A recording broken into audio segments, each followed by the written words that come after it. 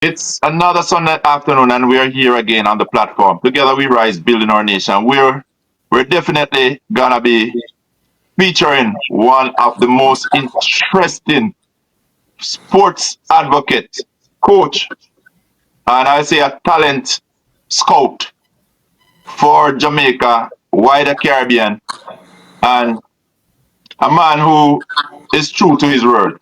With me is no other than Mike Mercy Olivier. Also in the studio is no other than Dennis Blake, great Olympian and one that is recognized globally also for his athletic ability. And with us is his coach, which is Mike Olivier. And and for me, everybody know me, Ian Thomas. But what we're saying this afternoon, without such a man, Mike Olivier, so many of us would have missed our calling.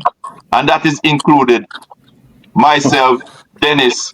But Yes. first, before we tell you a little about our story, we just want to welcome Mr. Mike Olivier to the platform. Real talk with Dennis and Ian, and a real talk, real money. But today's real talk.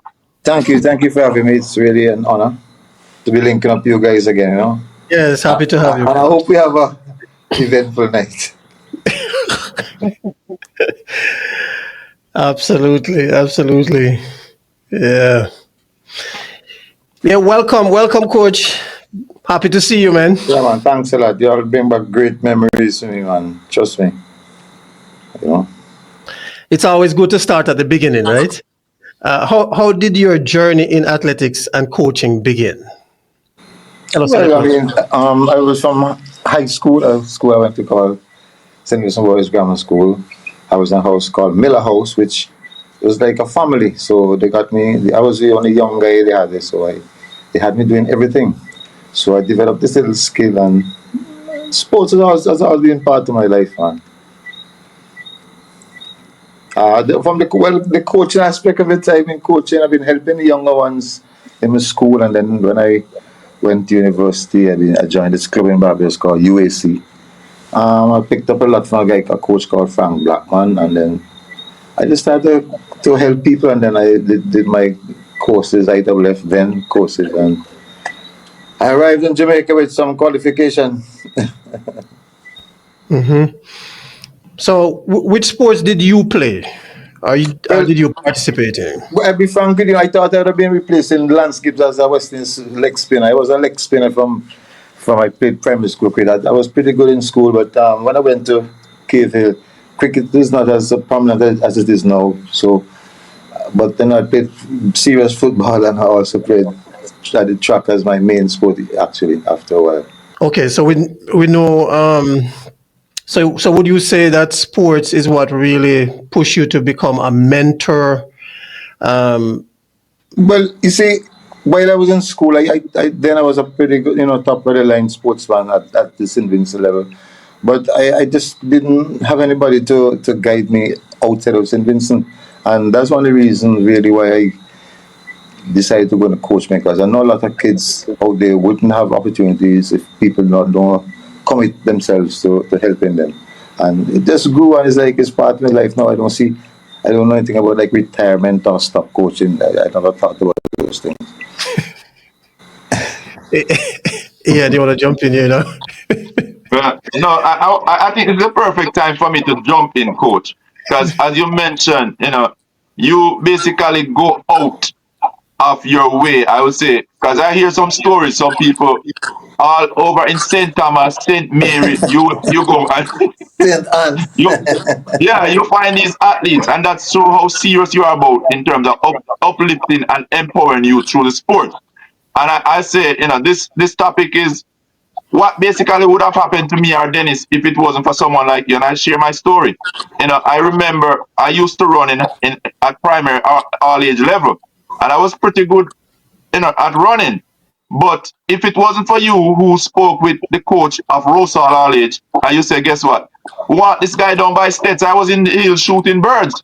And I got a call that Mike Olivier needed to cover States. And I had to go do an exam. So I had to go take photos and so forth. So I want to know, where do you get this drive to reach out to young men and young women across Jamaica? You're not Jamaican, we know that, as you have mentioned, but yet still you have such a passion for these young kids. Well, the Jamaica and state situation in particular. Well, when I came to Jamaica, I was supposed to be like the sports master of the school. I was coaching the Costa Cup team with the first year. I had good players, but we just didn't pass the first round. So I decided to, at that time, there were two young coaches on the rise, Wendell Dongzell, who we had to make a space for at state so that he could function as a coach, because we needed a real female teacher, but we needed Dongzell too. So Donzel played the role of a female teacher in terms of the responsibility, and at the same time, Junior Bent was just established himself as a coach. So we had responsibilities for each sport, and we cooperated because Junior was part an athlete and let me know. Donzel the same way, and I was part of football. So I think the cooperation that we had there helped to a great extent. But I think the most pivotal point for me as a coach in terms of, if you may call it success, when I came to Jamaica, I wanted to make an immediate impact, not just for me, but for my school. And the two areas that I saw that were weak were the hurdles and mid distance. So I went to Mr. Don Pottinger and I told him what I had in mind. And at that time I had a little problem with the bursar. He said, no. Give him what he want, give him. And the support I got from John Pottinger, like when we'd go out, like he would say to me, this is for the boy them to eat. This is emergency money. And this is for going in your pocket.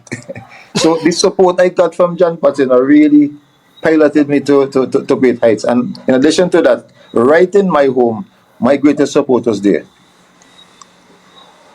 Boom.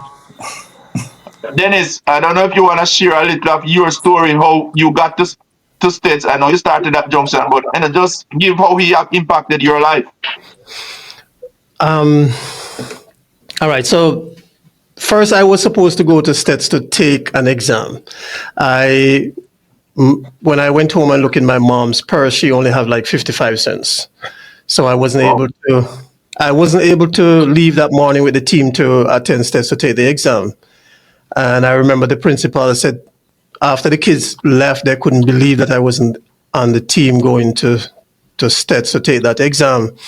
And the principal, I passed the gate and the principal saw me and called me and asked me, why didn't I come? And I told him that I have no money. And he said, I should have come. He would have paid for me to go down there and take the exam. So I ended up going to Junction Secondary School at that time, now B.B. Cook High School. I remember competing for States. I think it was called Mutual Games. So I used to participate in Mutual Games.